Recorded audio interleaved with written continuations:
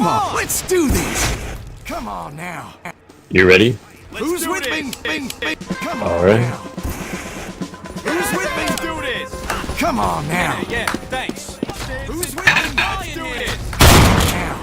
Hey, let me show you thanks, Who's pal. with me? Much obliged, partner. I just farted.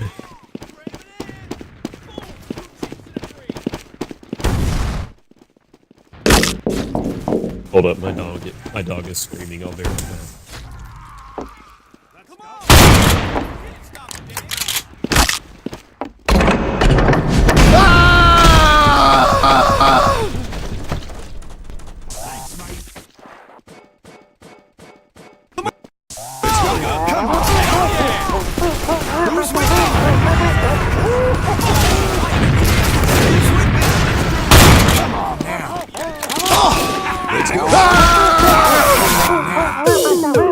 Who's with me? Come on now.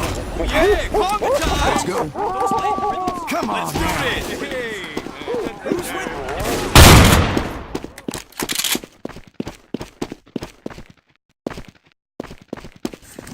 Alright, I'm gonna jump right back into it. He stopped pulling out like her. Was it good? Toroko gasped. Suddenly, flicked onto her belly, King lifted her hips up, pulling her body back against his, sinking his shaft back into her body. She cried out and squirmed. But the ordeal was not over. King leaned over her back, grunting loudly into her ears. Grunting even louder, thrusting strongly into her body, tugging her waist against his thrusts. Toroko cried out and writhed, digging her claws into the floor. Panting hard, her climax came quickly. Her body oversensitive from her first. King was unable to withstand her second orgasm. His climax washing over him. Shaft throbbed in her tight hold, pumping load after load of his hot seed into her body, filling her womb. Toroko gasped out loudly, her honey gushing out between her fingers and spilling across the bed sheets. She opened her eyes tiredly and panting wildly. She looked to her left, quite surprised she hadn't wakened Sue up with her wild fantasies. She smirked, lifting her hand out from underneath the cover. Watching her honey drift off her digits, she was going to need another bath. Toroko stepped out of her home, closing and locking the door behind her. She wore her favorite t-shirt. Come on, let's do this. Since her neck. Come on now. She felt refreshed. You ready? Her bath. Who's with me? No longer feeling like such a nymph. She stood up straight, feeling as though she'd matured from her recent experience with Sue. Maybe grew a chest size. She giggled. Toroko gasped, the all too familiar, finding herself acting just as she did before, dashing away, King following quickly behind her. Ace trudged away from Kanpachi, waving back at him. Once again, fishing was unsuccessful. Not after having a decent catch since that dam started. Although, this left plenty of time to do other things with his secret lover. Ace didn't get far from the reservoir when he came across Toroko and King again. Give me the key. No! Toroko dashed off again, shoving the King out of her way. The surprised Mimiga yelped and crashed down onto the floor. Ace shook his head sadly. King? You never give up, do you? He reached out, offering his hand to his friend and helping him onto his feet. I think I know where she went. Let me handle this, okay? The King responded with a snarl of frustration. It was one of his "I'll be at my house" responses. He turned away from Ace, who had already begun to make his way towards the old shed. Someone had built it, and no one had used it, so it quickly began to fall apart. It was a favorite spot to hang out for young Mimigas.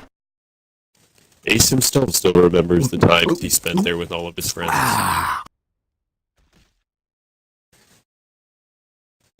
Toroko gripped her house key tightly in her hand, and a broken plank of wood in the other. Life of Riley. She tried to convince herself that she had matured into an adult, and in order to do that, she knew she needed to stand up for herself. She knew that she stood no chance against the king, but maybe it would change his outlook upon her. She was a grown woman. He had no right to order her around. Toroko, you in here? Ace called out, stepping inside the remains of the shed, closing the door behind him. The shed was partially intact. Its four walls still stood, although riddled with growing holes. The roof had collapsed one morning. No one ever figured out why. Luckily, no one was in the shed at the time. Toroko perked up her familiar ears at the voice. She was swallowing her fears, readying herself. She was all too caught up in her own thoughts to realize that it was not the king's. She leapt out from behind a fallen wall and waved her makeshift weapon wildly. "I won't give you the key," she cried out loudly, running towards Ace. Ace reached out, expertly catching Toroko's arms, but holding them still. It was a bit difficult. She was stronger than she looked. "Toroko, what are you doing?" He pinned the younger Mimiga against the wall, gripping her arms tightly. Toroko peeked open an eye slowly. She recognized Ace's unique green cap immediately. "Ace!" she gasped out loudly, dropping her plank to the floor. The wet, decayed wood shattered upon impact. "I'm sorry I didn't hurt you, did I?" Her hands were released. She threw her arms around her friend.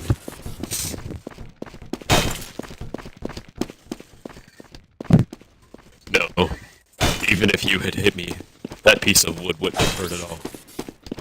He slipped his hands around Toroko's waist, hugging her back briefly. "But why did you try to hit me?" Toroko lowered her gaze to the floor. "Well, I don't want the king to have a key to my house. I don't want him to give Stu to the doctor." He frowned slowly, reaching out, fuzzling the hair between her ears. Something he had continued to do since they were younger. "Well, it wouldn't matter if they gave away Sue. He'll come back eventually.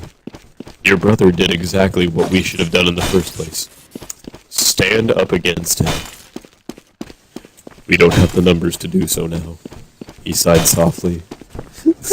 "My brother!" Toroko sighed deeply, tears foaming at the corners of her eyes. Ace decided it was time for a subject change. "Hey, me and Kenpachi found this reservoir. This reservoir." He held out the silver locket to the younger Mimiga. Toroko's face brightened up quickly. Hold that locket! So gave it to me. You should have it. The king always gets his ears tied up in a knot. And when he sees us getting along..." Toroko pushed back the locket towards Ace, who clutched it tightly in his hands. Anyone want to throw? Smiling happily. Let's do this. Get along. Jeez. Ace laughed, his cheeks flushing pink. Cute. Toroko laughed loudly. "I'm gonna tell her you said that," she teased, turning towards the door. "You better not." Ace's response was cut short. Something hit the door, causing it to dead end. Toroko and Ace stood quite still, quite shocked. The door was hit again, causing dust to shower from the rooftop.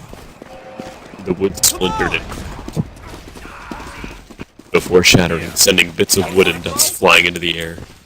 "Toroko!" Ace's voice found her out of her stupor, and she took covering behind him, staring in front of him.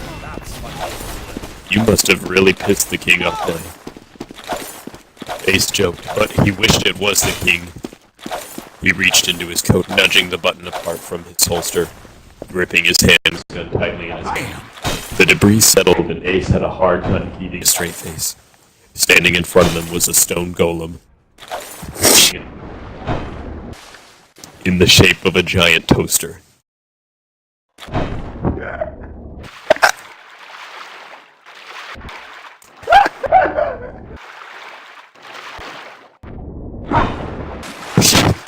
It had the wildest, the widest, most idiotic grin on its face. Its speech nearly drove Ace into a fit of laughter.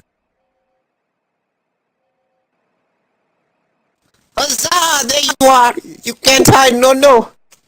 I've got the nose of a bloodhound!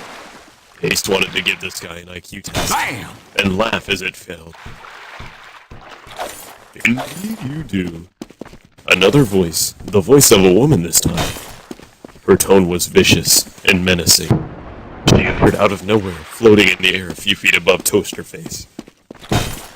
She stared down at Ace and Kuroko with deep crimson eyes. Ace knew she was in fact the dangerous one. The nose, and I dare say the brain as well.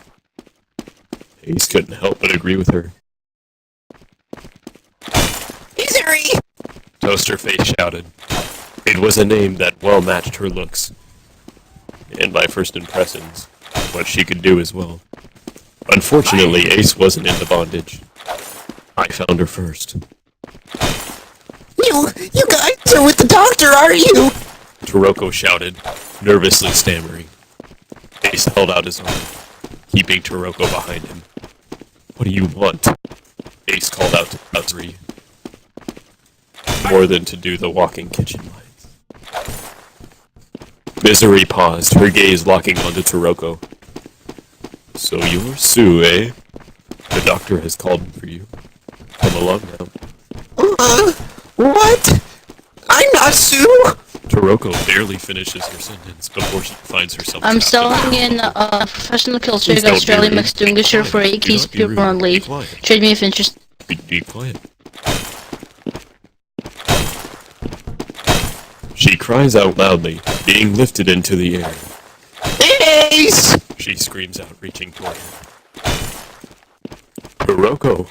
Ace turns, reaching out towards her. He barely has time to react before both the bubble and her disappear in a bright flash of light. He growls deeply, spinning back upon his heel, facing Misery and Toaster Boy.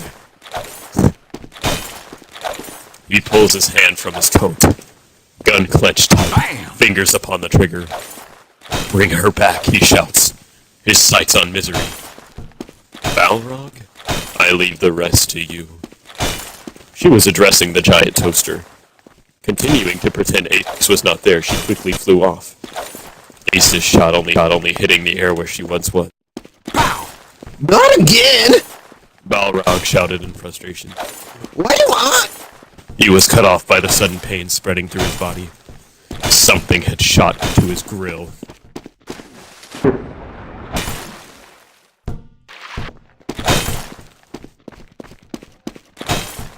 Balrog rushed forward, not thinking about anything else but capturing Ace between his searing hot grill.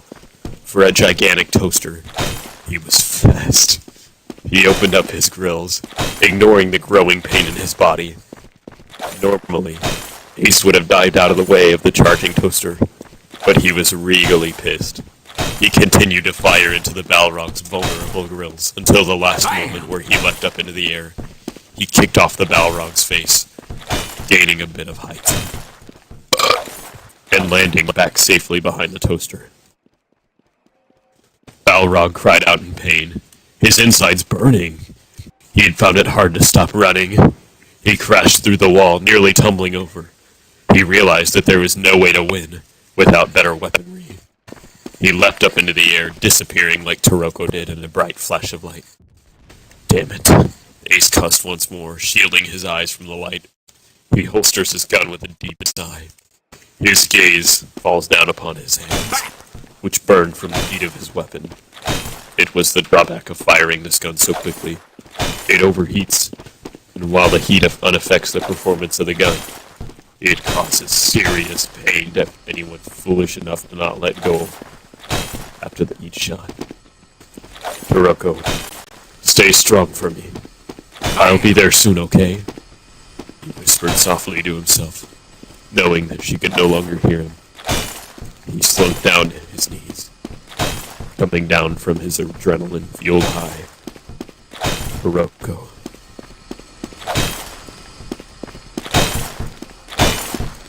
And that is the end of Chapter 2.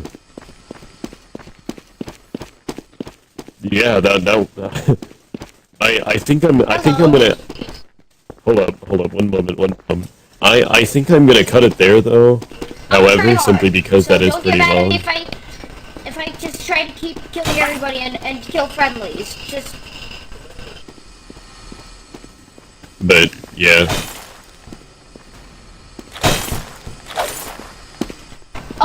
do you insta-maximum protect? I'm triggering.